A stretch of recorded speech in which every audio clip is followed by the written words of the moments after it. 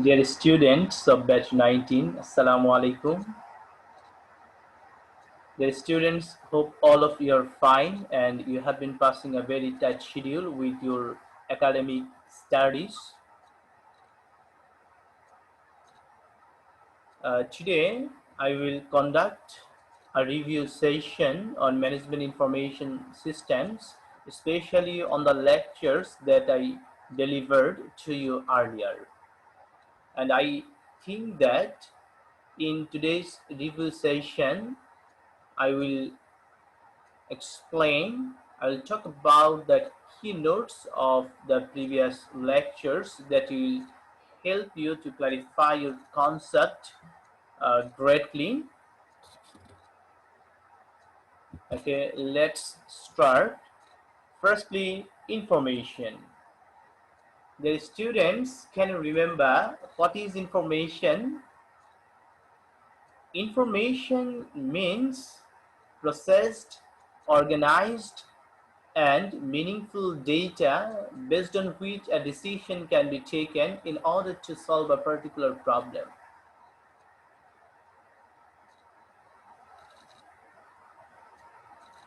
And in today's competitive business arena, information is regarded one of the most valuable assets for a business organization.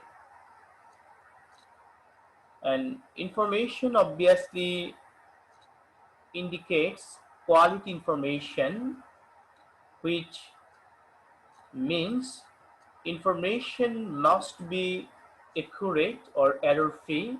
Information should be authentic, reliable, complete, concise. Only then the information will be usable for the managers in order to take a decision.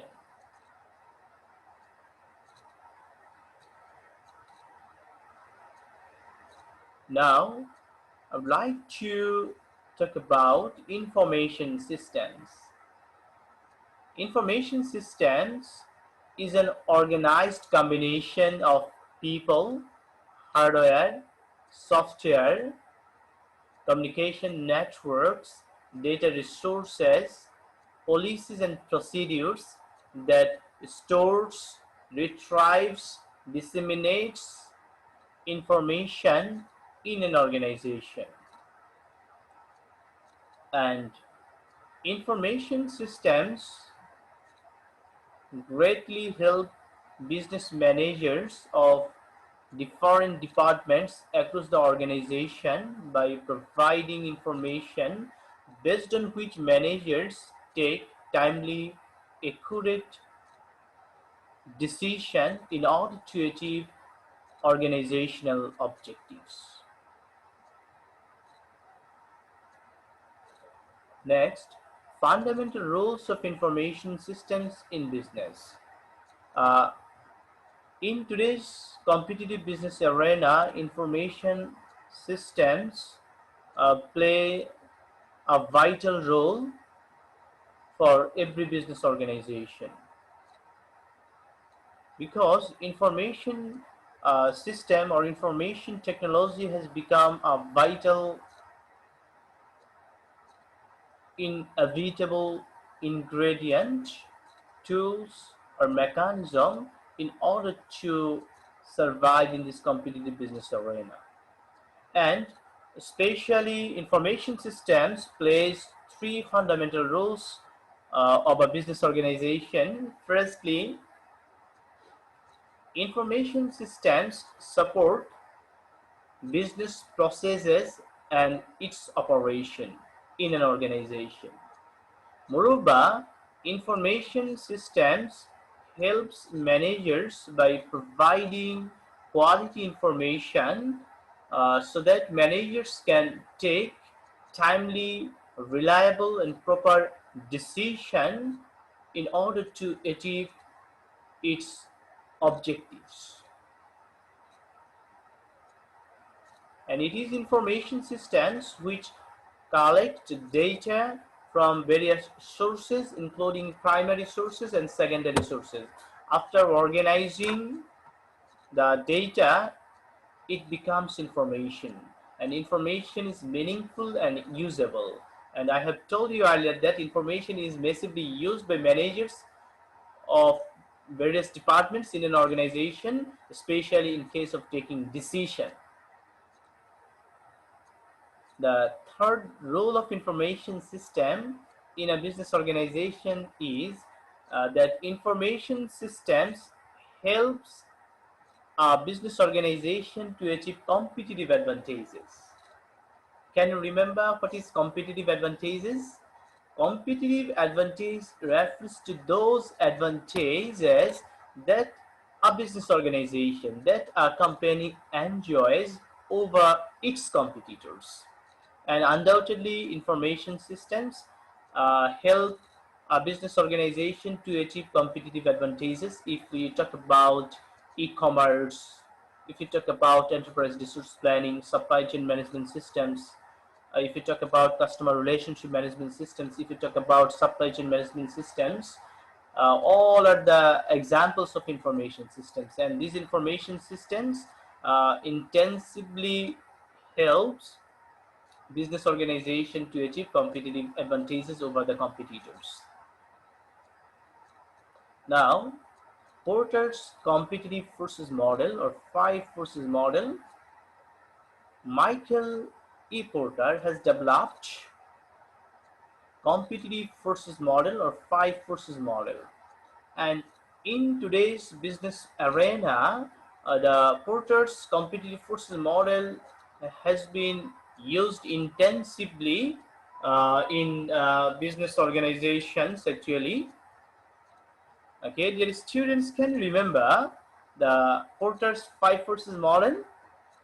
Uh, Porter's five forces model explains that a business organization has to face challenges from five sectors, from five sides. For example, a business organization firstly has to face challenge from the competitors or rivalry within the industry.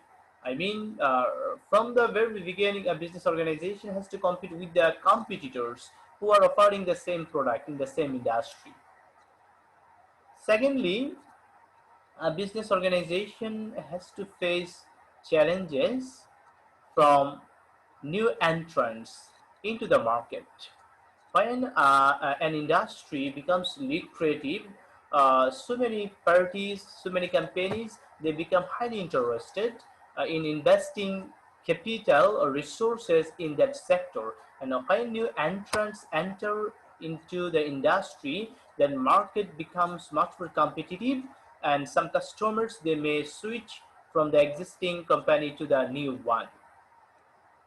Moreover, a business organization has to face challenges from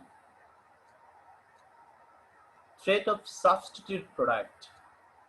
If other companies offer products or services which can meet the customer's demand that is fulfilled by my product, and in that sense, uh, some customers may, especially some price sensitive customers, they may go to the substitute products in order to fulfill their demand that my company is being fulfilled by offering goods and services. Then bargaining power of suppliers. When there are uh, a large number of buyers and only a few number of sellers, in that sense, bargaining power goes to suppliers. And especially if there is a few number of companies who are offering, who are importing the raw materials which is badly needed to operate the production process of a company. In that sense, bargaining power goes to suppliers. Then bargaining power of customers. When there are a large number of seller and only a few number of buyers, in that sense bargaining power goes to customers. Not only that, if the customers is a giant company which places order to a big amount of products and services, in that situation bargaining power goes to customers also. I mean, in order to run business in this competitive business arena, each and every business organization or company has to face challenges from these five factors. And in order to face, or in order to overcome the challenges, the forces, a business organization needs to develop some competitive strategies like cost leadership strategy, differentiation strategy, innovative strategy, strategic alliance, and so on. I have told you in the earlier lectures about competitive strategies.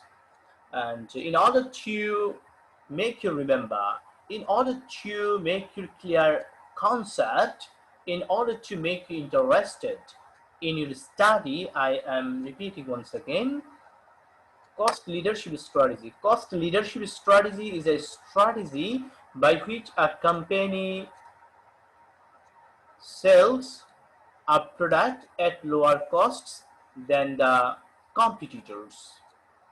And for example, in our country, in case of producing tissue paper, Bosundara Tissue has been using cost leadership strategy. And especially, cost leadership strategy is effective when the quality is not a matter of concern to the customers, when the customers are price sensitive, when there is a little way to differentiate the product.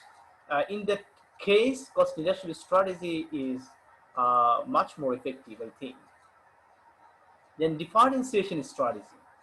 Differentiation strategy is a strategy by which a company differentiates its products, I mean its offerings, than that of competitors. And you know, there are some mechanisms, there are some techniques by which a company can differentiate its products, its offerings, than that of its competitors. For example, a company can differentiate its product by improving quality, by providing consistent superior customer service, by offering special discount or quantity discount, by providing after sales service, by providing warranty and guarantee, by introducing a unique design of the product, by ensuring durability of the product. By these mechanisms, a company can differentiate its product than that of competitors actually. And in order to face the competitors, a company can use competitive strategy like differentiation strategy. And innovation strategy. Innovation strategy indicates introducing creative and innovative products in order to beat the customers. If a company's product is creative, the company's product is innovative, in that sense, customer will be highly interested to have an experience of the product of that company. And by this mechanism, a company can easily capture the large portion of market share. A company can create a strong position in customers' mind. Then strategic alliance. Strategic alliance can be based on joint venture, merger, and so on. Merger indicates when two or more companies merge together and starts its operation by a new name. It is known as merger. For example, BDVL, Bangladesh Shilpo Bank, and Bangladesh Shilpo Rin সংস্থা merged together and it started its operation by the name Bangladesh Bank, BDBL, Bangladesh Development Bank Limited. And this is an example of merger actually. And in order to achieve win-win situation, win-win strategy, in order to make a strong market position, sometimes company needs to do business based on joint venture, business partnership. If you look at the Oracle, if you look at the mobile operator company in our country, if you look at the Microsoft, all the company they have so many partners across the world in order to offer service to the customers actually. Okay, the students, value chain. Value chain is a series of activities or functions to add value to a core object, to a product or service. And With the help of value chain, finished products actually produced for the customers, and in different steps and different stages, some value usually is added to the main object or main product, and finally it becomes usable or finished products actually. Agile company. Do you know what is agility? I have discussed in the previous lectures. Agility is the ability of a company to prosper in a rapidly changing and globally fragmenting competitive markets with its quality, with high performance and customized customer configured products and services. I mean, yeah, the business roles become much more competitive. But agile companies are those companies which can prosper in this situation, in this high competitive situation for their high quality product, for their products performance, for their customized products and services, and speedy of delivering service to the customers. In order to become an agile company, a company adopt has to adopt, or a company has to develop some strategies. Firstly, agile company must produce goods and services that customers perceive as their solutions of their problems actually. And if customers think that agile company is offering solution to their problems, then the agile company will be able to offer the product based on value based, not based on cost actually. As a result, it will be able to generate a huge amount of profit from the customers. Secondly, to become an agile company, a company must maintain good relationship with the customers, with the suppliers, with the partners, and even with the competitors. Then an agile company will be flexible in order to cope up with the situation, whatever the situation is. The company will be able to adapt the situation by changing the necessary things, or by taking initiatives. And finally, an agile company leverages its impacts on the people and the knowledge the employee possesses. Targeted marketing. Targeted marketing is a tool, is a mechanism of developing advertisement and promotional strategies in order to strengthen the e-commerce initiatives of a business organization. And I think you have already been informed from my lecture that targeting marketing has 5 components. Firstly, community, content, context, geographic or psychographic, and finally, online behavior. And finally, customer relationship management. In my last lecture, I talked about customer relationship management. In today's competitive business arena, customers are regarded as kings of the market. Customers are always right, actually. Without customers, no business can survive at all. And in order to survive in this competitive business arena, a business organization must maintain good relationship with the customers. And because it is believed that good customer relationship is more important than a company's products, than a company's store, than a company's factory, than a company's employees. Can you imagine how much important the customers are for a business organization? And with the help of customer relationship management system, a business organization can easily maintain a customer database from where they can identify the most profitable and loyal customers. And after identifying the most profitable and loyal customers, they can take some loyalty programs by which they can capture the lifetime value of the customers. And from the survey, it has been found that if a customer becomes dissatisfied, he will spread the